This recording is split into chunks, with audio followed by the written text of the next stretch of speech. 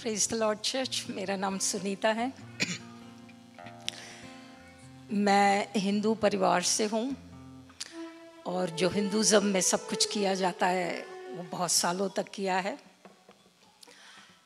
तकरीबन 70 साल जो है वो जो रिचुअल्स होते हैं उनमें गुजार दिए हैं।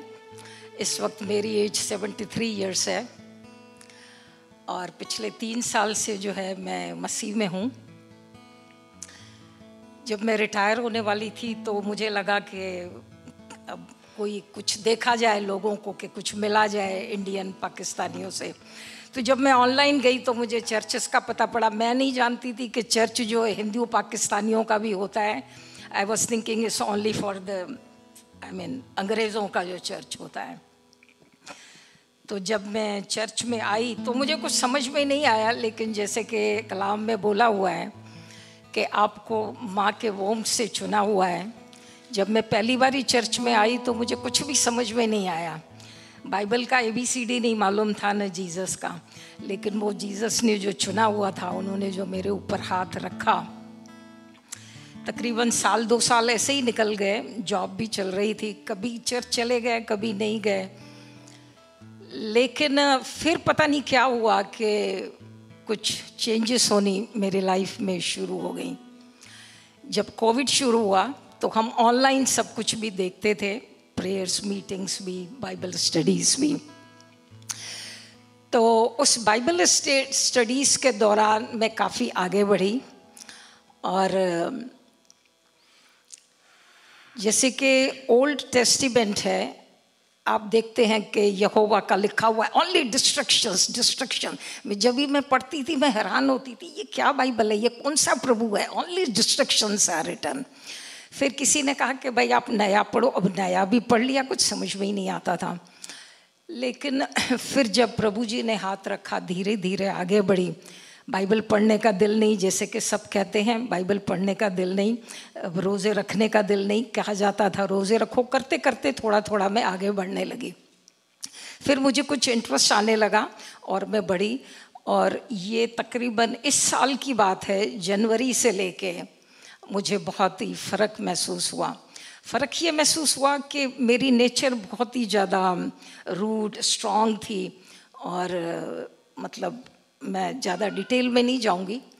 और मेरी नेचर में चेंज आनी शुरू हो गई जब मैंने बाइबल पढ़ना और प्रभु को मानना शुरू किया। मैंने 3 साल पहले बैप्टिज़म भी लिया है, लेकिन बैप्टिज़म जब लिया तो कुछ दिमाग में कुछ चीज़ और थी। ऐसा लगा कि मुझे कुछ मालूम नहीं है, ठीक है ले लेते हैं, क्योंकि पास्टर जी ने कहा ले लो, ले लिया। लेकिन उसके बाद में प्रभु जी ने बहुत छुआ और मैंने अपने अंदर बहुत महसूस किया कि मेरी नेचर बहुत चेंज हो गई है।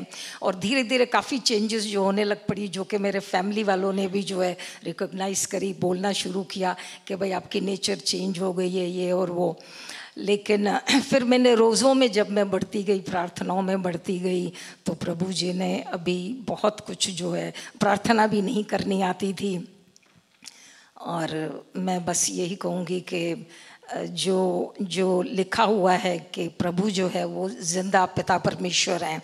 और जो हमने माना, जो रिचुअल्स किए वो पत्थरों के ऊपर किए, पत्थरों के सामने सजदे किए, तो कुछ समझ नहीं आती थी, लेकिन अब समझना शुरू हुआ है। जैसे भाई जैसन ने भी कहा कि पिता परमेश्वर कहते हैं भाई मेरा क्रूज़ उठा। समझ में नहीं आता था क्रूज़ उठाने का क्या मतलब है, तो अब समझ में आया कि क्रूज़ उठाने का मतलब है खुद को मारना, खुद को ख़त्म करना। जैसे यीशु मसीह चढ़ गए क्रूस के ऊपर, उन्होंने अपने आप को ख़त्म किया। बेसिकली ये कहा गया कि मरना नहीं है, आपको इस दुनिया को छोड़ना है। दुनिया को छोड़ दिया तो एक किस्म की मौत है। आप यीशु मसीह को स्वीकार कर लीजिए, ज़िंदगी वो है, बाकी सब मौत है। फिर दुनिया जो है बाकी सब मौत है।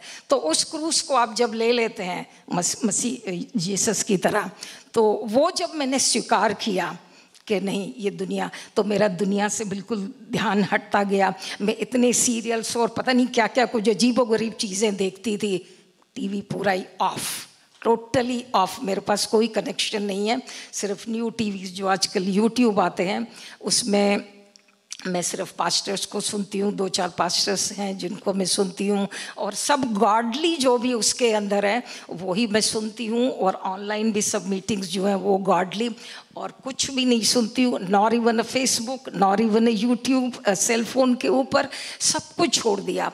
कई बारी चीज़ें फैमिली में इतना मुझे रेजिस्टेंस मिला कि वो कहते हैं ये क्या ज़िंदगी है आपकी, आपने तो सब कुछ छोड़ दिया, कहीं जाना नहीं। मैं यहाँ तक कि मैं वाइन वगैरह भी पीती थी, मैं जुआ भी खेलती थी, कसिनोस में भी जाती थी, बहुत parties, I mean all funs I did in my life, कोई कमी नहीं थी पैसे की। तो कहने का मतलब ये है कि जब वो सब कुछ छोड़ दिया, वो ही है क्रूस पे चढ़ना, मौत लेना, ज़िंदगी को छोड़ देना जो आपने किया। एक चीज़ जो 70 साल ज़िंदगी में की, आप कहें उसको इमीडिएटली छोड़ दीजिए, ये कोई आसान बात नहीं है। अगर आप उसको छोड़ते हैं तो फिर आप मसीह के साथ चल रहे हैं। आपने अपने अंदर बदलाव किया है। आपने क्रूस उठाया नहीं है, लेकिन क्रूस को उठाने की कोशिश तो ज़रूर की है कि प्रभु जी हम आपके सामने आते हैं, हमें स्वीकार कीजिए। बाकी रहा गुनाह तो बहुत हुए हैं, इसमें तो कोई बात ही नहीं है। हम ज़बान से पता नहीं सारे दिन फिर भी गुनाह करते हैं, गुनाह तो हुए, लेकिन वो कहते हैं कि माफ़ हैं तो माफ़ कर दिए गए हैं। हम तो सिर्फ विश्वास कर सकते हैं, वही बताया गया, सिर्फ विश्वास में चलिए। और बाकी जो है क्रूस की बारी, वो जितनी भी कोशिश चल रही है जारी है, वो आगे जो भी प्रभु जी हिम्मत देंगे उसमें हम चलते रहेंगे। लेकिन बहुत ही पिता परमेश्वर ने, वो एक अंधकार की ज़िंदगी थी। मैं आपको वचन में मालूम होगा कि यहोवा ने एक जगह कहा है जो इज़राइल के लिए कि 70 साल में तुझे भूल गया था, अब मैं आ गया हूँ, अब मैं तुझे खड़ा करूँगा, तुझे स्थिर करूँगा, तेरा उद्धार करूँगा। तो मैं प्रभु जी को एग्जैक्टली यही वर्ड बोलती हूँ कि प्रभु जी तो मुझे एग्जैक्टली 70 साल भूल गया, और अब आया है मुझे उठाने। यीशु तो ये कहता है कि एक भेड़ भी खो जाए तो उसको पहले ढूंढना है, 99 को छोड़ दो। तो मैं तो खो गई, 70 साल खो गई, मुझे ढूंढा नहीं गया। और लेकिन अब जो आ गया है तो अब तो भाई खड़ा कर दो, अब खड़ा कर दो और अब उद्धार दे दो, और अब जो भी कुछ करना है मेरे साथ आप कर लो। मुझे हिम्मत दो और मुझे खड़ा करो, मैं क्रूस उठाने के लिए तैयार हूँ। जितनी भी कोशिश करी है अभी भी जारी है, कोशिश जारी है अभी भी। तो ये कोई आसान बात नहीं है कि जो चीज़ को आपने 70 साल कंटिन्यूसली आपके शरीर के एक रग में बैठी हुई है, खानदानों से जनरेशनल जो चल रही है, उसको आप अगर चेंज करते हैं 3 सालों में, वो बहुत बड़ी बात है। कि लोग घर वाले भी कहते हैं, परेशान हो जाते हैं, आपने इधर जा रहे हो ना, आप उधर कह रहे हो जाना है ना, इसमें बैठना है ना, उसमें बैठना है। ये अपनी जिंदगी को क्या कर लिया है? ये कौन सा मसीह है आपका जो आपको कहता है सब कुछ छोड़ दो? वो तो आपको कहेगा खाना छोड़ दो, छोड़ दो। मैंने कहा भाई छोड़ देंगे, छोड़ देंगे, क्योंकि वो बोलता है मेरा वचन है खाना। शैतान को बोला उसने, मेरा वचन है खाना।